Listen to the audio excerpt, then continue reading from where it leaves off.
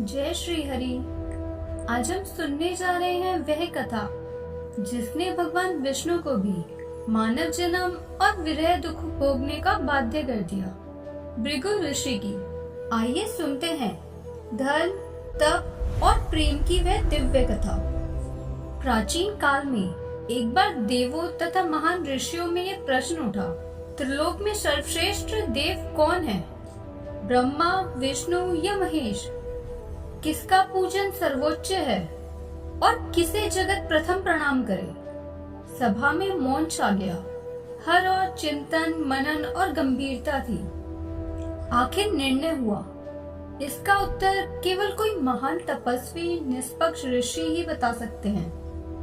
और सबकी दृष्टि गई महर्षि भृगु पर। देवों ने निवेदन किया, ऋषिवर, आप त्रिमूर्ति की परीक्षा करें। संसार का कल्याण इसी निर्णय पर निर्भर है।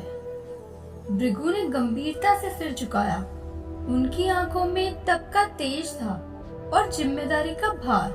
उन्होंने सोचा, जहाँ अहंकार वहाँ ईश्वर नहीं, जहाँ विनय और प्रेम वही परम सत्य। और यात्रा आरंभ हुई। भृगु प्रथम ब्रह्मलोक पहुँचे। स्वर्णिम प्रकाश, कमल का सुगंधित संसार, विद्याओं की देवी सरस्वती का वीणा संगीत, ऋचाएं, छंद, मंत्र गूंजते हुए। ब्रह्मा जी महामंडप में बैठे थे, गूढ़ शास्त्रों का चिंतन करते हुए। तभी भृगु पहुंचे। उन्होंने प्रणाम नहीं किया। देखना था क्या सृष्टिकर्ता विनम्र रहते हैं या मान सम्मान चाहते हैं। ब्रह्मा जी ने देखा, पर उनकी भ्रुकुटी तन गई। अंतर में अग्नि उठी। बोले नहीं, पर हृदय में क्षोभ।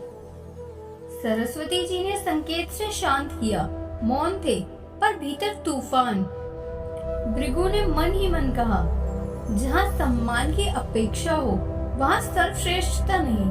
अहम में एक तंतु भी इस तत्व को ढक देता है। और वे वहाँ से प्रस्थान कर गए।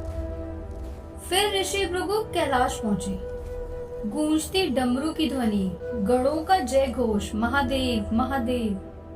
शिवजी ध्यान में ली और पार्वती माता पास में।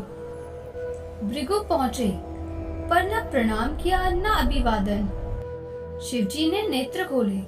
रोष अग्नि बनकर आंखों में चमक उठा। हे मुनि, ये अनादर क्यों? क्या तुम हमें अयोग्य समझते हो? शिवजी ने त्रिशूल उठा लिया। भृगु की परीक्षा अभी पराकाष्ठा पर थी।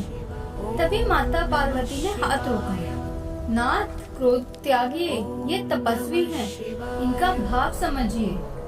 शिवजी शांत हुए, पर मन में कंपन। तब भृगु ने देखा, जहाँ क्रोध शीघ्र प्रकट हो वहाँ शांति स्थायी नहीं। और वे वहाँ से प्रस्थान कर गए। अंत में वे वैकुंठ पहुँचे। नीलांबर गगन, अनंत कमल, दिव्य संगीत, जहाँ वीणा नहीं प्रेम बरसता है, जहाँ प्रकाश भी भक्ति से जगमगाता है। वहाँ भगवान श्री विष्णु योग निद्रा में विश्राम कर रहे थे। माता लक्ष्मी उनके श्री चरण दबा रही थी। उनके मुख पर अद्वितीय शांति थी। ऋषि भृगु ने देखा, फिर अद्भुत साहस से भगवान के वक्ष तल पर चरण प्रहार कर दिया। क्षण भर को ब्रह्मांड स्तब्ध रह गया। वह स्थान जहाँ लक्ष्मी वास करती है। किंतु विष्णु जी मुस्कुराकर उठ बैठे।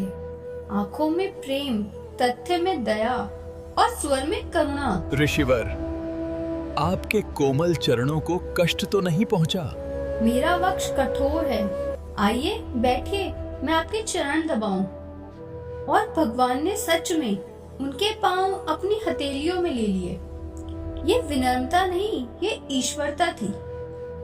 भृगु चरणों में गिर जाते हैं। प्रभु, आप ही सर्वोच्च हैं। जहाँ क्षमा, करुणा और निर्ममता है, वहीं ईश्वर है। पर इसी क्षण किसी के हृदय में चोट थी। किसी का गर्व नहीं, बल्कि प्रेम आहत हुआ था। माता लक्ष्मी की आंखों में आंसू आ गए। उन्होंने विष्णु जी को देखा और कहा, प्रभु, यह स्थान मेरा घर है, मेरा स्थान है, और इनके चरणों ने इसे चोट पहुंचाई और आप मौन रह गए। उनका स्वर कांप रहा था। यह केवल आपका अपमान नहीं, यह मेरे हृदय का प्रहार है। मैं यहाँ और नहीं रह सकती। और माता लक्ष्मी वैकुंठ से चली गई। वैकुंठ शून्य हो गया, समय जैसे थम गया हो।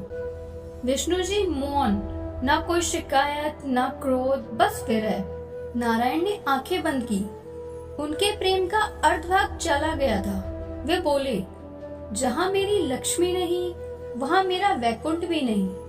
उन्होंने वैकुंठ छोड़ दिया और वो अवतरित हुए तिरुमल्ला पर्वत पर। वन, शांति, चट्टाने, पक्षियों का गीत।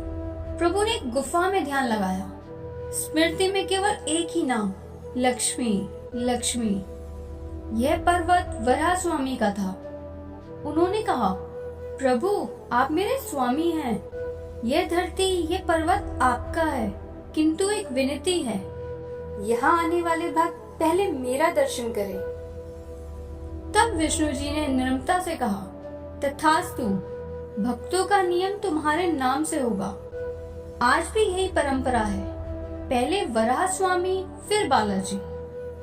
उधर पृथ्वी पर एक नेक राजा अक्षराज और उनकी पत्नी धर्मा देवी निसंतान थी। धरती पर राजा अक्षराज और रानी धर्मा देवी ने कन्या की इच्छा की। तब से खुश होकर एक कमल से कन्या प्रकट हुई, नाम पद्मावती। वे कोई और नहीं, वे स्वयं श्री लक्ष्मी थी।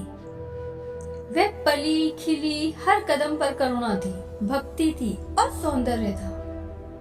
एक दिन वन में पद्मावती सहेलियों संग घूम रही थी। अचानक एक सिंह प्रकट हुआ। सहेलियां चीखने लगी, भागी। तभी एक तेजस्वी शिकारी आया, चमकता मुख, दिव्य नेत्र। वह थे श्रीनिवास, विष्णु जी साक्षात। सिंह गायब हुआ, यह लीला थी। दृष्टि मिली, पद्मावती के हृदय में जैसे पुरानी स्मृतियां लौट आई हों। श्रीनिवास बोले, लक्ष्मी। धीरे धीरे प्रेम बढ़ा और आखिरकार विष्णु जी ने राजा से पद्मावती का हाथ मांगा। राजा ने विवाह के लिए सहमति दी, लेकिन शाही विवाह के लिए बहुत धन चाहिए था। भगवान विष्णु ने धन के देवता कुबेर से धन मांगा। कुबेर बोले, वचन दीजिए, जब तक ऋण न चुकाया तब तक पृथ्वी नहीं छोड़ोगे। तब भगवान विष्णु मुस्कुराए, भक्त जहाँ पुकारे मैं वहीं रहूंगा। समय के साथ वहाँ एक भव्य मंदिर बना, जो आज दुनिया का सबसे प्रसिद्ध मंदिरों में से एक है। लोग मानते हैं कि बालाजी के मंदिर में चढ़ाया गया दान कुबेर का ऋण चुकाने के लिए आज भी चढ़ाया जाता है। जो सच्चे मन से दर्शन करता है, उसकी हर मनोकामनाएं पूर्ण होती है। श्रद्धालु अपने केश अर्पित करते हैं। ये आभार और समर्पण का प्रतीक है। कहा जाता है कि एक बार बालाजी का सिर एक कठोर शाखा से टकरा गया था और उस स्थान में बाल टूटकर निकल गए और शिरोभाग पर हल्की सी चोट आ गई। तब बालाजी की मां नीला देवी ने अपने बाल काटकर बालाजी के सिर पर रख दिए।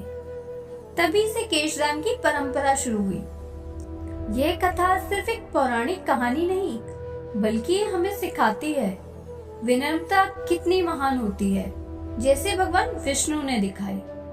सच्चा प्रेम कभी हारता नहीं, जो लक्ष्मी जी और विष्णु जी के रूप में है। त्याग, तपस्या और भक्ति का फल अवश्य मिलता है। इसलिए जब भी हम तिरुपति बालाजी के दर्शन करते हैं, हम न केवल एक देवता को प्रणाम करते हैं, बल्कि उस अनंत प्रेम, विश्वास और सेवा भावना को भी प्रणाम करते हैं। आज भी वहाँ दीप नहीं बुझते, भोग नहीं रुकता, दान नहीं थमते और गोविंदा गोविंदा की ध्वनि पहाड़ गुंजाती है। यह वीडियो यहीं पर संपन्न हुई। अगर आपको यह वीडियो अच्छी लगी हो तो चैनल को सब्सक्राइब करें, वीडियो को लाइक करें और अपना आशीर्वाद चैनल पर बनाए रखें। जय श्री लक्ष्मी नारायण।